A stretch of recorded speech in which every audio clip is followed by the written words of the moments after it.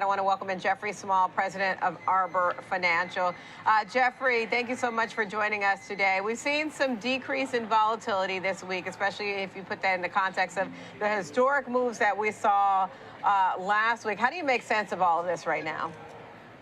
You know, it's absolute chaos, but I'm not buying into the fact that this is financial Armageddon. I think the tariffs are transitory, and the current market valuation is really about 12% below as a discount to fair value. I think it's time to start buying and accumulating slowly, but it's definitely time to start entering back into the market. Okay, so it seems like that is what's happening. For instance, today, yesterday, we saw some, kind of back and forth indecision. Ultimately, we finished higher. We have more nibbling today. What sectors, especially if you take the view that the tariffs will be transitory, what sectors do you see opportunities? Well, I see a big opportunity in the Magnificent Seven, maybe the Magnificent Eight, where those stocks have all fallen much greater than 20% from their peaks this year. I think those stocks are kind of washed out. They were the first ones to really start to turn around at this time. I think the tariffs having the recent reprieve of the 90-day suspension on tariffs made a big deal, especially in tech. And I don't think it should deter the buyers from here. I think we start to see accumulation in all of the Mag 7. They're trading at grotesquely below values that they weren't a month or two ago. And so I think it's a bargain, and it's time to start entering back in. Okay, you have some on your list that you really like. I believe you like Meta, Google, Amazon. What are your views on those? Well, I think Meta just recently had its best quarter in history. I don't expect them to have a significant decrease in earnings going forward. I see the long-term picture of at least 20% earnings from their AI investments as a growth rate. That's definitely one you want to buy at a discount today. It's trading at 21 times earnings. I mean, it's epically low. And it's the same thing across the board with Google and Amazon and even Tesla. But so is Netflix is a good buy today. Microsoft is a good buy today. Apple is a great buy today, even though they've got the most exposure to China at this stage of the tariff cycle. But again, I believe that tariffs will be transitory. So how do you parse through if this could potentially be essentially just a bear trap right now? Well, you don't know. I mean, it's a crystal ball, right? And so what we do know is the market is out in front of the trend normally. And so what we see is the buyers started to come back in. We formed a bottom as Monday of last week. We rallied 9-10% 2 days after that, and then we gave half of it back. In the last week, the market's up 6.5%, and it's recovered almost half of its losses on the S&P. And so, I don't think that the tariff gun is going to fire as loudly as everybody realizes. I think the 10% tariffs are here to stay. We'll barely have a move in the CPI the next 3 or 4 months. We won't know what the true tariff effect is on inflation. The Fed will continue to lower rates. The economy will slow down. And so tariffs, I think, right now are going to be more bark than bite.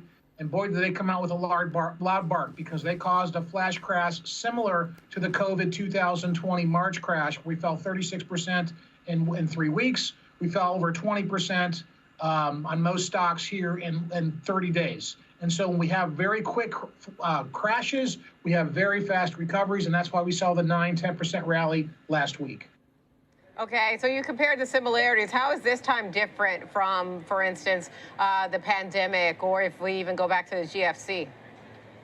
Well, it's obviously significantly different. The COVID pandemic crash was really a black swan event. It was a biblical event. The sky truly was falling for that 3-week period. But even that found a bottom. So what's the bottom of the tariff side? I think we've seen it. Maybe a potentially 5-10% maximum bottom from here. And that's why it's time to start entering back in. Tariffs will be transitory. We will not be stuck in a permanent tariff global trade war. This will get worked out.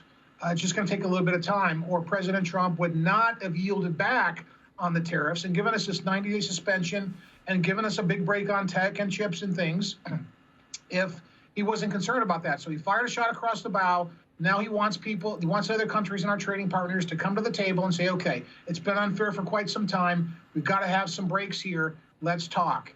And let's make it easier on everybody. He's done that for everybody except China. He's making it very difficult on China.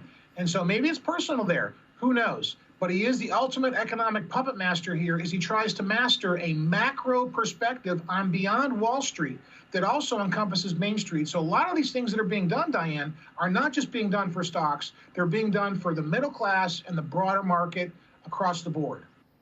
To be fair, I think both sides of the aisle on China believe there are some unfair trade practices. That's something that's been argued for years. But at the same time, it's clearly a difficult situation to unwind given how much of manufacturing occurs there. Certainly something that we'll continue to monitor. I want to go back to your point about Mag 8. Who's the eighth one in your view? Well, you could call it Tesla. You could call it NVIDIA. They weren't part of the original Magnificent Seven. Jeffrey, I think both of Jeffrey, they were part of the original Mag 7. So if we're Netflix, yeah, so it's Netflix Google. Was not that. So you're thinking Netflix, okay? That's right. I'm thinking Netflix. So I get them all confused occasionally. Sorry about that, but anyway. I know. So no, it's okay. It's okay. Go ahead. No, I love all of those 8 stocks. They're great to own. Netflix is a great stock to own right now if you're concerned about tariffs. Their subscription is going up, and they've got good guidance today, and so they're going to keep growing their multiples. It's a great stock to own if they're in growth mode again.